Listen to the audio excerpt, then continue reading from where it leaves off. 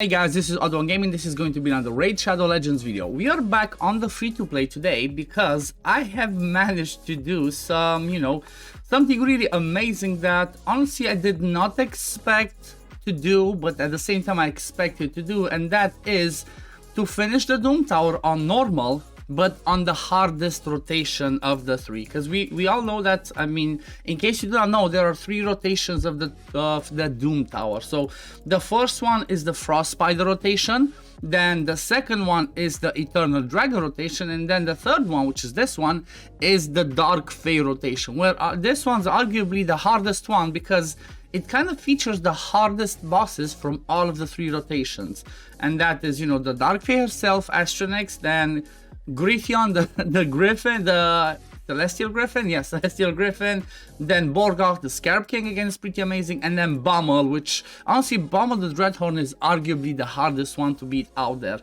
And I'm not gonna lie, it was a little bit easier than I expected because I had the core mechanics for every single one of these dungeons. So, for example, obviously, for the sake of the Dark Fae, she's the one that she kind of, when you get to her, she copies your whole team, and you basically have to kill yourself first before you can target the boss herself, unless you bring AoEs, because she puts Perfect Veil on herself. And this one is all about getting the right timing in there so that you can do enough damage and clear it before they start attacking yourself, because if that happens, you're kind of a goner. So the way this one works is basically I have my Lysandra doing the Thermitor control, then I have the decreased defense and decreased attack from Tomb Lord. I come with the nuke from Ronda, then the second nuke from Shield Guard. Shield Guard is still featuring this, guys. He's an uncommon, but he's amazing. He still features in this one. And then after that is like, just the RNG. I mean, the RNG. This one normally is pretty fine, unless, just Ronda starts going crazy and killing me. If that doesn't happen, like if I get to the point where I don't get totally killed, I'm still fine as long as I keep her controlled. If I don't keep her controlled, then this happens and it can fail. And I'm not gonna lie, it's a bit RNG, but for the fact that it's actually full auto, I do not mind, I do not mind. It's not 100% success rate, but even if it's a 50% success rate, I can do it pretty easily. So my best time is 1 minute 48 and 70 seconds. It's all about having the right, the right people in this team. And currently, I'm the top one in our clan, because obviously, like I said, Lysandra's just a goddess for the sake of this one. Coldheart, again, she's amazing. It's all about the Thermitor control. Like, after you kill yourself, it's all about keeping the boss Thermitor controlled, and then you're good to go. Then when it comes to the Griffin, I mean, honestly, with the Griffin, it's just about a little bit of RNG and out-damaging him. If he gets to the point where he got too many, if he got too many of those sky bonds and I could not survive, then I would be a goner. But I took advantage of the affinity, honestly. I took advantage of using the force affinity, which is strong against the Griffin. I could actually beat it. And as you can see, this was the team that I used. Again, I manualed it. I didn't want a full auto. For the sake of the Scarab King, I've shown in the previous video, all I did was I rebuilt my Tomb Lord a little bit. I changed his banner and something else to get him to be over that 200 resist that you need to basically resist the debuffs that the boss throws at you. The provoke, decrease attack, the decrease speed. I would still get some of those debuffs from time to time, but not all the time. And because he was in a regen set, all the damage that was going was basically from the poisons, some decreased attack and decreased defense to help us survive, and then the decreased speed that he landed himself. But this one, for the sake of the Scarab King, I have several videos on my YouTube channel showing different variations of solo comps, or I have videos showing, basics of bringing a shield champion that goes first and then just keep Thermitor controlling the boss and you're gonna beat him. Bear in mind, I don't not have a Blood Shield accessory on Tomb Lord, and it still worked, even without the Blood Shield accessory on him, which is how I'm using it on my main account to beat hard. Then the Dreadhorn Bummel, this one's, like I said, arguably the hardest one of all the rotations. It was not possible, I did mention this one again in a previous video, but it was not possible if I did not have myself the Master Butcher. It's all about getting that heal back from the Dread Bombs. Those Dread Bombs do so much damage, and if you don't have enough healing or revive or some sort of mechanic to survive that, you're a goner. So the best one for the sake of this position is normally a Vogoth, the undead spirit champion. But if you do not have Vogoth, just bring a Master Butcher. And obviously I went with the tactic of using Geomancer, but there are other ways. Like if you have a look over here, this clanmate used the Nishak. Then if you look at build ops, he just used cleansing, same Master Butcher, the MVP in there, and just out damaging it, reviving, healing at the right time. If you go to Whisper, he did a Lady Annabelle solo. Then there's this rare that can actually do it, Templar, that Wix has done. Wix is basically a fellow content creator that does this challenge using Telerians only. So that's pretty fun. You know, Telerians are Bannerlords, Elves, Sacred Order, and Barbarians. So he managed to do this with a Templar, which was pretty easy. If you go a little bit down, this one, I think Solstick, Solstick, I hope I don't butcher your name, bro. He just went same thing. See, it's kind of a theme. Look at this. Master Butcher, and then Hell Hades used the solo Cornelia comp. This was a bit painful. Like, if you've seen this video, if not, this one took him like an hour to do. But still, it's pretty impressive, you know. You just build those champions to get you past this one once, and then you move on with your day.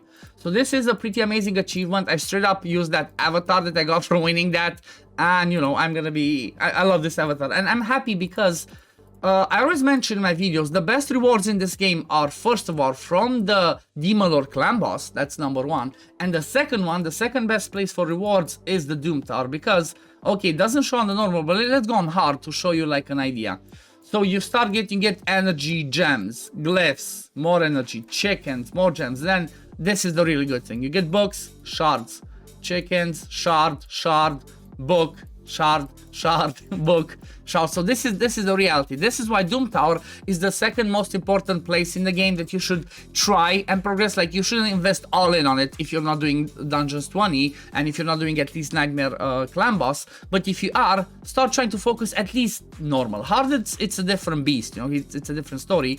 But for sake of normal, try to do as much as you can from this one. And obviously, now that I got to the last spot, I can start doing my silver keys, the secret rooms, you know, whichever ones I could beat. Maybe I'm not gonna be able to beat all of these ones, but I'm gonna start doing them now because I wanted to open the last, you know, the highest possible place where I can farm using my silver keys. Because every time you use a silver key to beat a secret room, if you beat that secret room, you get 2 keys back. That means 1 extra key to use on the boss that you want to farm. So that's why I didn't do them along the way to farm on the lower levels, because you get different rewards. You know, the higher you go, if you go here, if you click on the, let me move myself to the other side. If you click on the reward info, it tells you what's the possible drops you can get. So as you see, the higher you get, the better the reward. So that's kind of the goal, you know. So that's why, for example, for me, I will be farming the last stage. You know, it's not 100% like I said, but still, it's gonna work. And I'm gonna have a high chance of getting like this, between 5 and 9 of the rare spheres and between 7 and 13 of the epic ones, which means I'm gonna have a higher chance to forge 4 and 5 star, hopefully 5-star pieces of gear, which is gonna be amazing, if especially if they get good rolls. But yeah, that's what I wanted to show. And at the same time, let's collect our first Hydra key, because you know what, I have Geomancer, he's a monster for the sake of Hydra. But at the end of the day, you know what, even if you don't have a Geo, if you have an AoE HP burner, just use that one. AoE HP burners are the best on the lower levels to do some damage. So I'm gonna start collecting myself some fragments. So, cause like, you know, the first 2 chests are the same. I'm gonna start collecting Mithrala fragments, getting some more clan gold, which I'm not gonna frown upon, and some stone skin and protection gear. So let's see what do we get this time around. Oh yeah, and we also get the Mortal Soulstone. Again, that's not something bad. I'm not gonna frown upon this. I got 2 of the fragments for Mithrala. So if we make a little bit, let's get our trusty calculator. Let's say we get 2 a week. So we get 2 a week. So if we split 100 of the fragments that you need to fully max her by 2, that means I need 50 weeks. So unless I start doing some other, you know, some higher chest or some other levels as well, it's gonna take me about a year to get Mithrala. So that's the reality. So I'm already, what, 2 months in plus another 50 weeks. So let's say in total it might take me a year, but the more chests you do, the better. So the way that I would say is, do not focus specifically teams built for this one, but if you cannot, you know, if you cannot do the highest chest, for example, because it's not a big difference. Like, look, if I get the warrior chest is 1, 2, if I get the low chest 1, 2. So you can do a low chest, just do 1.6 million on this one, and try and get the first chest on over here. If obviously, if your clan has opened it. If you try and get this one, get to 5.1 million, again, same thing, 1, 2, 2, 3, if you get the higher one, nice chest, but that's 20 million, you know, that might be a little bit harder. But if you can do one key over here to get the bottom chest, get one key from the bottom chest of normal, you're gonna get yourself, you know, basically you're gonna half the time if you get lucky. You're gonna half the time in which you get Mithrala, and get Mithrala in about 6 months. She's huge because she has an amazing kit. But that's what I wanted to show. I wanted to show a little bit about the Doom Tower and my Hydra progress. I'm still stuck a little bit on this one. I have not been feeling the best the last few days. I had lots of, you know, in real life stuff to sort, and I was away, so I did not have the time that I usually have to refresh this arena. So I'm thinking I'm not gonna finish this today. Maybe I'm gonna finish this by tomorrow, and by the weekend, because I can farm everything on 20, by the weekend I should have Arbiter, which is gonna be amazing, just to, you know, to double dip with the champion chase tournament. That, you know, it's gonna give me 650 points just from getting Arbiter. If this one wants to open, maybe we should see a champion chase tournament popping around here. But I guess it doesn't open. We just had the update. We have the hard dungeons introduced in the game. Let's see how does it look. Okay, here, hard. So this is what I will be focusing. Like after this video goes live, I will go live on Twitch, you know, stay for as long as I feel like it. Like I said, I'm not the best. I will be doing some testing on these dungeons on my main account, so come join me if you wanna have some fun, and, you know, maybe give me some ideas and tell me what you want me to test to see if we can actually beat those dungeons. But yeah, this is gonna be for the free-to-play video today. I will be pulling my shards, like I said, on Sunday. I'm gonna pull the ancients because we have the 2-time ancient, so hopefully I'm gonna get some interesting epics for the clan boss. I really do not want any more legendaries. Like I have nothing to do with so many legendaries. I have 6. Like these 3 I barely use for faction wars. Like for Green Warden Ruark, there's no faction wars even. They're still out since Hell Hades jumped in my account, so I don't use them. I'm gonna have Arbiter that I will need to work on. I'm short on books. I have what? I have 6 books. Thank you for the promo code. By the way, guys, if you did not redeem the promo code, it's for, let me move myself to the other side so you can see it. It's 4 years raid. So make sure you collect that promo code because you're gonna get yourself 4 energy refills, 400 energy, 400,000 silver, and 4 legendary tomes. So keep that in mind. Use this promo code while it's hot, you know. And also, obviously, there's some login.